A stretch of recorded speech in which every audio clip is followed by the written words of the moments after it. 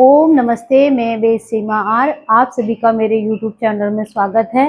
आज हम जो है एसएसटी का जो विश्व इतिहास का जो पोर्शन है, पहला वाला खंड इकाई 1 है, जो विश्व इतिहास, विश्व का इतिहास, उससे संबंधित उसके 2 चैप्टर से संबंधित 20 क्वेश्चंस का रिवीजन करेंगे, पढ़ेंगे एक तौर से, जो कि बोर्ड परीक्षा के पॉइंट ऑफ व्यू से इम्पोर्टेंट है। तो आइए हम देखते हैं आज। देखिए, ये 10th class SST UP board परीक्षा हेतु विश्व इतिहास के 20 प्रश्न हैं और जो बहुत ही महत्वपूर्ण हैं, जो परीक्षाओं में आते हैं अक्सर। देखिए, फ्रांस की क्रांति कब हुई? तो फ्रांस की क्रांति कब होती है? 1789, याद कर लीजिए इसको, 1789। ठीक है। दूसरा है, नेपोलियन का संबंध किस देश से था? तो नेपोलियन फ्रांस का सम्राट था। कहाँ का था? फ्रांस का। तो आप लोगों को 4 ऑप्शन दे रखे होंगे, तो आपको किस पे टिक लगाना है? अगर ये प्रश्न आता है तो फ्रांस पे टिक लगाना है। ठीक है। इसी तरह से यूरोप में राष्ट्रवाद का प्रारंभ सर्वप्रथम हुआ। तो देखिए, जो राष्ट्रवाद की लहर आती है, विश्व में जो राष्ट्रवाद की लहर आती है, सबसे पहले कहाँ शुरुआत होती है? फ्रांस में होती है, और इसी के कारण वहां पर फ्रांसीसी क्रांति भी होती है।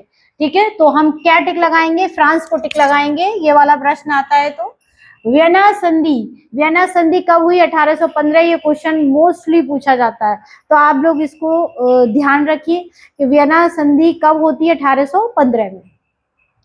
जियोसेपे मेतिस्नी, या जिन्हें मेजनी कहा जाता है, कहीं कहीं किताबों में आपको मेजनी लिखा हुआ दिखाई देगा, कहीं कहीं आपको जो है मेतिस्नी लिखा हुआ दिखाई देगा। तो इनका जो किससे संबंध है? इटली के एकीकरण से। तो आप याद रखिएगा, आपके पहले चैप्टर में जर्मनी का एकीकरण और इटली का एकीकरण 2 टॉपिक हैं।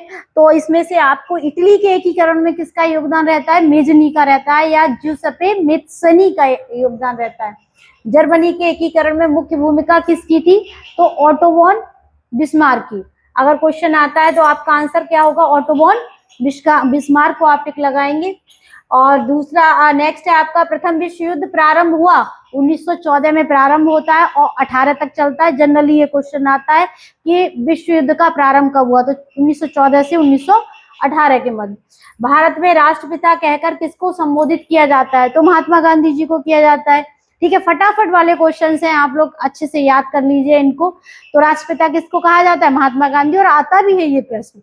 ठीक है। और बहुत बच्चे इसको गलत कराते हैं, नहीं समझ में आ पाता है उनको। भारत रॉलेट एक्ट पारित हुआ 1919 में। अच्छा, रॉलेट एक्ट जो है पारित होता है, कौन करता है? ब्रिटिश गवर्नमेंट पारित करती है। इसे ही अंधा कानून भी कहा जाता है। ठीक है। तो ये 1919 में पारित होता है। इसके नेक्स्ट क्वेश्चन जो है, जलियांवाला बाग हत्याकांड 13 अप्रैल 1919 में होता है। देखिए, उसके विरोध में, रॉलेट एक्ट के विरोध में एक जनसभा हो रही थी। कहाँ पर? पंजाब के जो है अमृतसर। ठीक है। तो स्थान है वहां पर। जो जन सामान्य थे वो एकत्रित हुए इस कानून के विरोध में, अपनी सभा कर रहे थे, शांतिपूर्ण सभा कर रहे थे, जिसमें ना कोई जुलूस था ना कुछ था। मगर इन्होंने क्या किया? ब्रिटिश सरकार ने क्या किया? निहत्थी जनता पर क्या चलवा दी? गोली चलवा दी। तो 13 अप्रैल 1919 बैसाखी का दिन था ये। तो नेक्स्ट है आपका, साइमन कमीशन भारत कब आया? 1928 में आया। आप लोग टिक लगा दीजिएगा इसको। हिंद स्वराज पुस्तक के लेखक महात्मा गांधी जी हैं। ठीक है। तो इन्हें लगाना। असहयोग आंदोलन चलाया गया 1920 में, आप याद रखिएगा इस चीज को, ये डेट आती है सब। और इससे आगे वाला मूवमेंट सविनय अवज्ञा आंदोलन आया। तो सविनय अवज्ञा आंदोलन चलाया गया 1930 में, और असहयोग आंदोलन 1920 में। दोनों याद रखने हैं आपको। नेक्स्ट आप देखिए, चोरी चोरा कांड किस वर्ष होता है? चोरी चोरा कांड कब होता है? बहुत फेमस है, गोरखपुर डिस्ट्रिक्ट में होता है ये। ठीक है। 1922 में ये आ भी जाता है। ये आपका प्रश्न वैसे भी आता है, टिप्पणी में भी आ जाता है, जिसे मैं अब जो आगे जैसे जैसे रिवीजन रिवीजन कराऊंगी, उसमें ये सारे टिप्पणी वाले क्वेश्चन भी मैं आप लोगों को कराऊंगी। गुलामगिरी के लेखक कौन है? पुस्तक है जो कि ज्योतिबा फूले जी ने लिखी है। तो आप लोग इसको ध्यान रखें, बुक का नाम है। ठीक है। आनंद मठ उपन्यास के लेखक बंकिम चंद्र चटर्जी हैं। अच्छा, इसी में वंदे मातरम दे रखा है। तो हमारा क्वेश्चन आ जाता है, वंदे मातरम जो हमारा राष्ट्रीय गीत है, उसकी रचना किसने की है? तो बंकिम चंद्र चटर्जी महात्मा गांधी अफ्रीका से भारत कब लौटे? 1915 में लौटे। ये प्रश्न आता है इसलिए इसे मैंने बाद में ऐड किया है, कभी कभी पूछ लिया जाता है।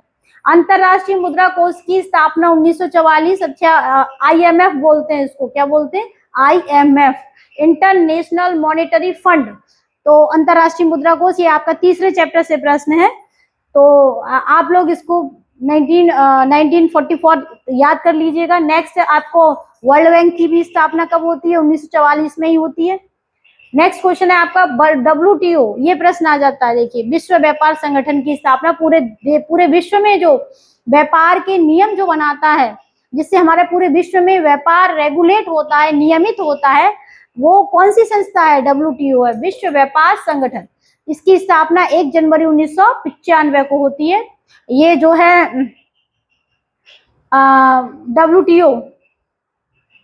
WTO का फुल फॉर्म भी आ सकता है और इसकी स्थापना को लेकर भी आ सकता है। तो भावविकल्पी प्रश्न बनने हैं आप लोगों के 20।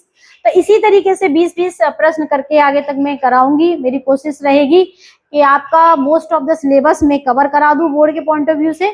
तो आप लोग मेरे साथ बने रहिएगा, मेरे वीडियोस को जो है आप देखिएगा, और जब देखेंगे सुनेंगे तो फिर आपको अच्छी जानकारी मिलने वाली है। ठीक है, आपका जो सिलेबस है, मैक्सिमम सिलेबस में ऐसे ही वीडियोस के माध्यम से कवर कराती रहूंगी।